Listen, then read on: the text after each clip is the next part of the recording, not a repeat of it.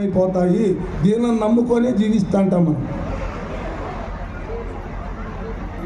భార్య, తనయులాప్తులు, బావమరుదులు, మేనమామగారు, బంధువులు సమస్తము, తల్లిదండ్రులు, భార్య, తనయులాప్తులు, బావమరుదులు, మేనమామగారు ఘనముగా బంధువులు కలిగినప్పటికీ దాని ధరల వెంట తగిలిరారు.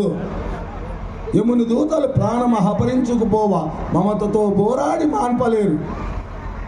బలగం అందరూ దుఃఖపడటం మాత్రమే కానీ ఇంచుకు ఆయుష్యం ఇయ్యలేరు.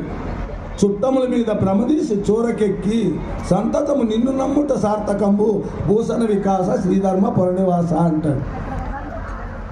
తల్లిదండ్రులు, భార్య, తనయులాప్తులు, బావమరుదులు, అన్నలు, మేనమామగారు ఘనముగా బంధువులు కలిగినప్పటికీ మనం చచ్చిపోయినప్పుడు మాత్రం మన వెంట వచ్చేవాడు ఎవడు ఉండడు, మనకు సహాయం చేసేవాడు ఉండడు.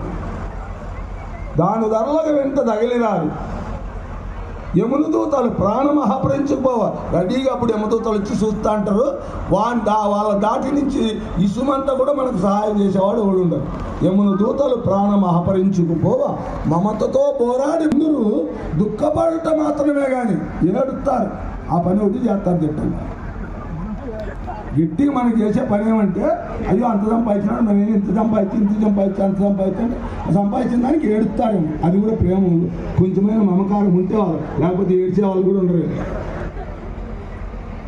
మమతతో పోరాడి మాన్పలేరు. బలగమందులు దుఃఖపడటం మాత్రమే కానీ ఇంచుకు ఆయుష్యం వేయలేరు. ఇంకో ఈ ఒక్క గంట నీకు టైం ఇప్పిస్తామని ఇప్పించేవాళ్ళు ఎవరు ఉండరు.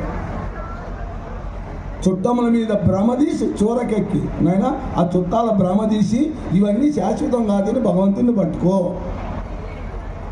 సంతతము నిన్ను నమ్ముట సార్థకము భూషణ వికాస శ్రీధర్మ పురనివాస. నిన్ను నమ్ముకున్నవానికి మాత్రం నువ్వు ఏడున్నా ఎక్కడున్నా ఏ సందర్భంలోనైనా నువ్వు ఆదుకుంటావు. ఏమి ఆయన కాలము, టైము, దేశము ఇవేవి అవసరం ఉండవు. ఇది శరీరం ఉన్నా లేకపోయినా